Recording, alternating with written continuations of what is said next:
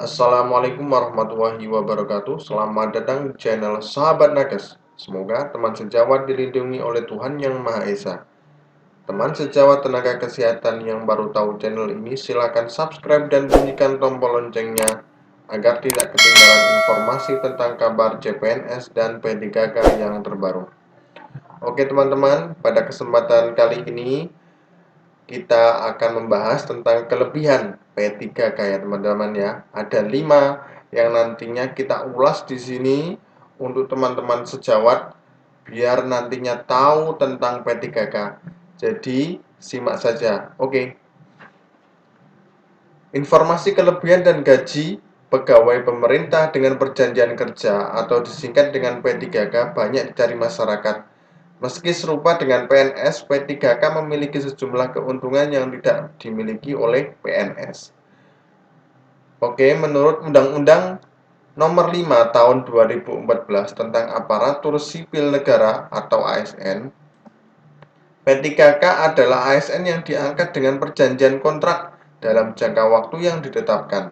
Lama kontraknya pun bervariasi, mulai dari 1 sampai 30 tahun. Oke. Lantas, apa saja kelebihan dari menjadi P3K teman-teman?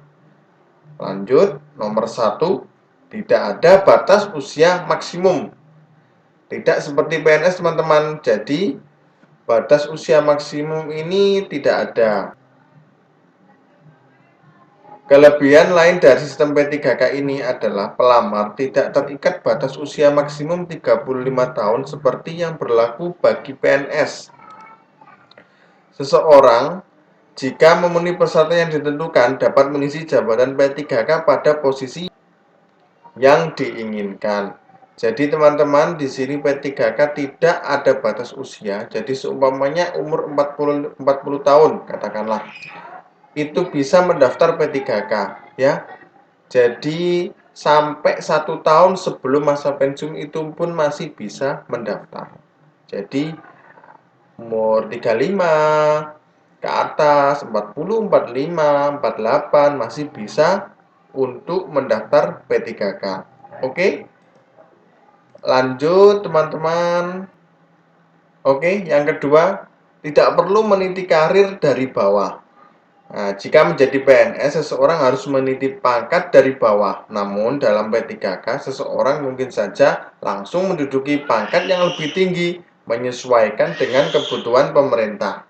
Ya, dengan skema ini sangat dimungkinkan setiap warga negara Indonesia yang memenuhi persyaratan dapat melamar P3K untuk langsung menduduki jabatan jenjang muda, bahkan jabatan jenjang madya sesuai kebutuhan di pemerintah. Jadi kalau PNS itu kan meneliti dari bawah, seumpamanya yang D3 itu harus pelaksana dulu seperti itu. Kalau yang dari P3K itu langsung teman-teman bisa menduduki jabatan jenjang muda bahkan jabatan jenjang madya sesuai kebutuhan di pemerintahan. Oke, kemudian yang ketiga, kalangan profesional bisa langsung terbina. Kelebihan lain dari P3K adalah kalangan profesional yang bisa langsung terbina.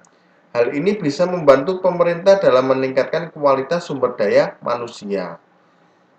Jadi misalnya kita membutuhkan guru besar dalam suatu kompetensi tertentu yang tidak kita miliki. Maka dengan skema P3K ini kita bisa merekrut guru besar langsung yang memiliki kualifikasi yang kita butuhkan. Jadi tidak harus melalui rekrutmen awal dari bawah, dosen pertama, dosen muda, kemudian lektor, baru guru besar. P3K dimasukkan seperti itu. Jadi contohnya seumpamanya di rumah sakit teman-teman. Nah, kompetensinya seumpamanya di rumah sakit pemerintah A gitu ya, rumah sakit A seperti ini. Seumpamanya dari rumah sakit tersebut membutuhkan SDM, seumpamanya contoh dokter spesialis. Nah, ternyata di situ ada honorer yang mempunyai spesialis yang sudah lama di situ, jadi langsung bisa dimasukkan ke P3K ini dengan rekrutmen seleksi tersebut. Nah, artinya apa teman-teman? Jadi kebutuhan SDM itu langsung bisa dipakai yang di rumah sakit tipe A tersebut. Kemudian perawat, seumpamanya perawat ternyata ada butuh perawat kamar operasi. Nah, perawat kamar operasi yang ada ternyata di situ ada honorer yang lama sekali. Oh, bisa langsung dimasukkan ke P3K. Jadi nggak perlu rekrutmen awal lagi. Nah, rekrutmen awal mestinya kalau semuanya CPNS, dia mesti nggak nggak mungkin dia itu punya sertifikat OK dan punya pengalaman yang banyak, tapi langsung di sini mempunyai kalangan profesional yang bisa langsung terbina. Jadi keuntungannya seperti itu P3K ya teman-teman ya. Oke, kemudian lanjut teman-teman. Yang keempat teman-teman, direncanakan punya dana pensiun. Salah satu hal yang membuat posisi PNS banyak diincar adalah adanya dana pensiun. Namun, P3K tak mau ketinggalan teman-teman. Menurut Bima, dana pensiun untuk P3K sedang dirumuskan bersama Peritaspen. Nah, teman-teman, memang ada wacana. Jadi kan memang PNS dan P3K ini memang disamakan sama pemerintah. Lah, memang belum matang untuk semua keseluruhan aspek-aspek P3K seperti itu. Jadi memang nantinya ke depannya nanti akan seperti sama kayak PNS semuanya ya. Ada pensiun, ada tunjangan seperti ini. Mungkin dari teman-teman yang baru kemarin P3K itu memang belum maksimal. Jadi mungkin masih istilahnya apa fasilitasnya itu masih belum full lah, belum 100%. Artinya gitu. Jadi mohon bersabar untuk yang P3K yang kemarin ya, yang sudah masuk. Jadi nantinya kemungkinan kedepannya pasti nanti akan disamakan dengan PNS. Jadi tetap semangat teman-teman untuk masuk P3K, terutama yang teman-teman yang honorer yang sudah lama yang nggak diangkat kemarin. Insya Allah nantinya kalau sudah diangkat nanti akan sama kayak PNS teman-teman ya. Oke, kemudian yang kelima, nah ini besaran gaji. Adapun gaji P3K telah ditetapkannya dalam peraturan pemerintah PP nomor 49 garing 2018 tentang manajemen P3K.